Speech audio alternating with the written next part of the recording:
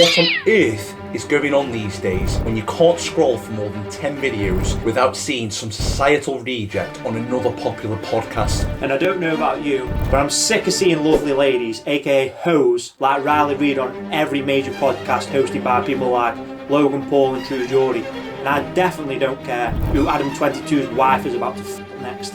And it's clear to anyone with half a brain why these podcasters and why YouTube itself is allowing this content on the platform. Most men today are addicted to the naughty films, and it's second nature for them to click on anything which has these Jezebels in the thumbnail. Now I don't know about you guys, but I'm pretty damn chilly. We've got an iceberg up in this bitch. We're going to break it down to 3 layers. The tip of the iceberg, underwater, and the belly of the beast, the depths. Tip of the iceberg. Now anyone with an internet connection has seen the degenerate antics of Adam 22 over the last couple of months. And I'm sure over the last couple of years, you've seen Riley Reid deep throating the mic. The mainstreaming of these stars has been popularised by podcasters and YouTubers alike. And to preface this, we aren't going to be dunking on these so-called female entertainers. This has been done a million times before, and everybody knows that these women aren't exactly people with any moral prestige. Obviously, these people are going to do everything they can for clout, so they'll go on any podcast. Now, the recent drama with Adam 22 goes to highlight this. I assume if you clicked on this video, you are aware of what's happened. But if not, I am very jealous of you because I would prefer to be blissfully unaware of this freak show. 2 outcomes of what Adam 22 is doing. There's a podcast of him 18 months ago where he's online saying he's making $1 million a month, which means he's more than earning enough money that he doesn't need to be doing this. So he's just further selling himself to the devil for money that he doesn't need. Or there's the second option, that he'll actually just been a laughing stock online and cooking himself for all the world to see. But either way with these 2 outcomes, I don't see how you, the viewer, is benefiting anything from this. You say everything in life is transactional. Now, let's look at this transaction. You, the viewer, you get to waste 2 hours of your time listening to a podcast and ruin your mental space by ingesting such horrific content. What does Adam 22 get out of this? He gets money in AdSense, he gets his channel pushed because you're watching on and you're retaining viewership, and he gets OnlyFans subscriptions because you sick freaks won't watch his wife get split open. I don't think that's a very fair trade. Yeah, mate, you've also got to look at it this way. How his podcast works now, he's using YouTube and his No Jumper podcast or whatever as marketing to get people towards his OnlyFans. He'll have everybody on like a podcast. Like imagine your standard Joe Rogan podcast. Then in the middle of it, one of these OnlyFans suddenly drop to her knees. I don't need to go any further because of YouTube. You know what she's doing, and he'll say, yeah, this is going a bit far. Come over to OnlyFans where we can show you the rest. You'll go on OnlyFans. Well, you know what's happening. Everyone's having a normal conversation, try and make a pod of it. Well, I was just about to say, are they like having a podcast and she's doing the dirty, or do you think it just breaks out into an all-out suck, squeeze, bang fest? I haven't looked that far into it. Yeah, I'm not going to. No. Do you know he has a kid? That's the worst aspect of it. Yeah. He's got a kid with another adult actress. Perfect mothership, eh? We've gone bottom of the barrel worst, the worst offender, the death row inmate. But obviously there's other repeat offenders. You've got people like Logan Paul, Andrew Schultz. These are the guys who've having these people on podcasts all the time. You've got True Geordie. Wait.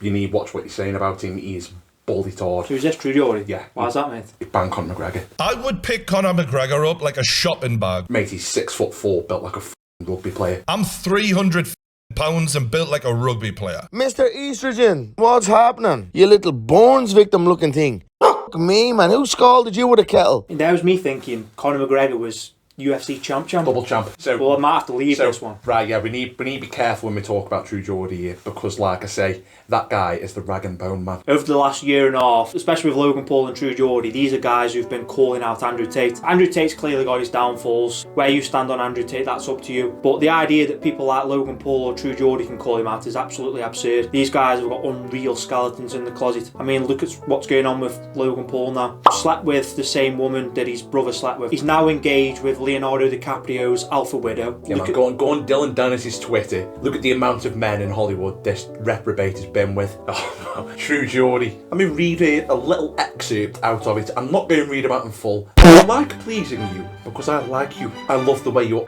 looks so big and juicy. It drives me wild. The way it feels as my face sinks in. And that is where I will pause because I might get a boner. Think about this. You're just on about the DMs. What about the Mia Khalifa situation from a couple of years ago? Mia Khalifa was supposed to be coming on the podcast. Who's that? Got back to us. She won't, in fact, talk about her career. Right. Sorry, the woman's famous for taking loads to the face. Won't talk about the thing that made her famous now. Talking about getting a boner. A lot of people know the situation with Mia Khalifa where she wanted to reinvent herself as some sort of sports anchor. Now, this was aware to anybody who was trying to get her on at the podcast at the time, so True Geordie knew this. First of all, I was in the adult industry for 3 months, so you need to fact check before you ask me to call in. He tried to have her on, then went bitter when she wouldn't come on because she stood by what she'd said. And then he said, no, I don't care about what you've got to say sports, which is fair enough, I don't care what she's got to say about sports. But then he starts crying on camera saying, I just want you to know about how good it felt and I want you to know about you getting railed by this big dick. Yeah, how are you going invite someone onto your show and then start saying, well, I didn't want you on anyway. You invited her on, you f***ing muppet. Those in glass houses should not throw stones. Then you've also got examples like the 12-minute video with Andrew Schultz and that rap guy, and they're talking about that star and how big his dick is for 12 minutes. Am I right in thinking it's 25 inches? It's 25 inches, yeah. He posted that the dude had a 25-inch meat. Okay? If you listen to Charlemagne, you'd actually know that the biggest in the world is 13 inches. Now, the biggest on record is actually in New York. He reeled that stat off the top of his head because he obviously, he's big into the game. You want to talk about Candice? Have you heard about Candice? Candy, saw that little right-wing bass cutie? No. Candice, we know. Can this fit in your mouth? Yeah, you've even got people like Candice Owens. She's coming out and having conversation with these people and referring to them as sex workers. Isn't your whole shtick that these people are meant to be the most reprehensible people and you're there getting them in the thumbnail for views? Candice what? Underwater.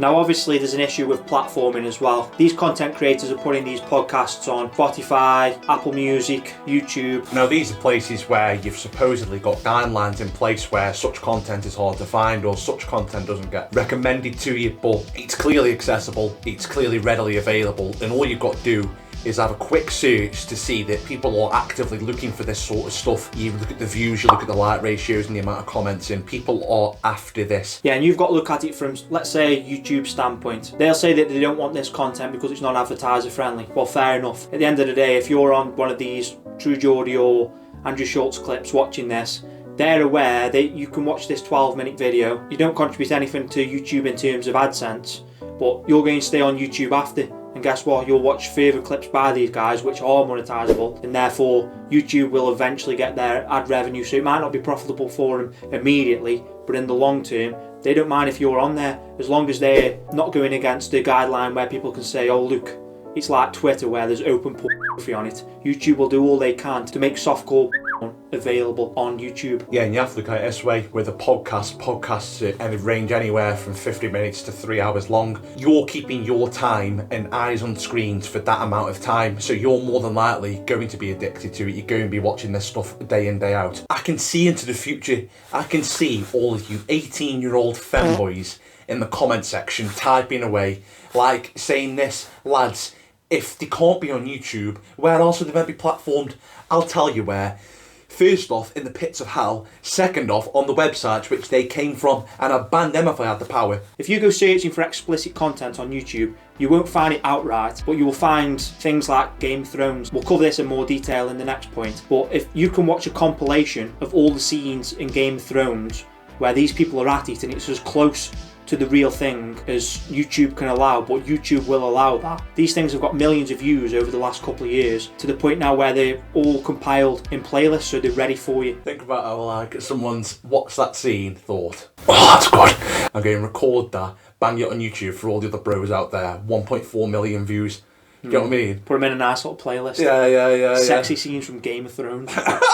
It's a simple case of supply and demand. If the demand is there, somebody has to supply it. There is a lot of disillusioned, horny young men out there, and of course, someone's got to supply you with this nefarious material, and they will, whether it's softcore, hardcore, or whatever.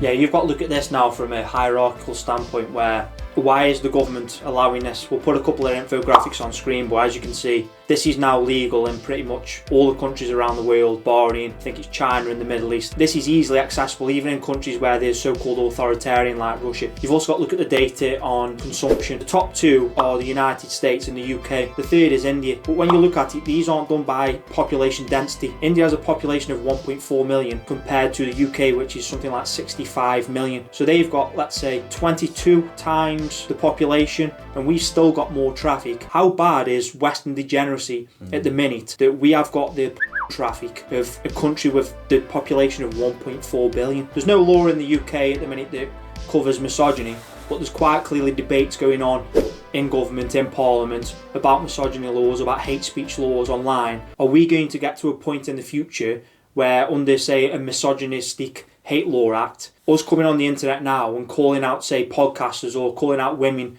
for being OnlyFans, are we going to be at a point where we're liable in terms of some sort of criminal act because we're willing to call this nonsense out? It is a dangerous line to blur. Any act, any insult, you can call someone an idiot in 10 years' time and God knows where it'll land you. The government should be there to protect the most vulnerable. Who are the people who are accessing this? A lot of them are underage. Now, if you look in the UK, they've just put something up where if you go on the hub, you now have to consent to say you're over 18. But this isn't any identification process. You literally just have to click I'm 18, and then you can go and look at some of the worst things your eyes would possibly see as a 12-year-old. Arguably the most powerful institution in this world is media. You got to look at it this way. How does the modern man spend most of his time? It's consuming media, whether it's music, film and TV, video games. Let's break them all down. Music, you have to look at someone like Nicki Minaj. Nicki Minaj 5 years ago, 10 years ago was getting number ones, and she was saying pretty nasty stuff. Compare it to the advance of how it's gone with Cardi B, Megan Thee Stallion, ratchet women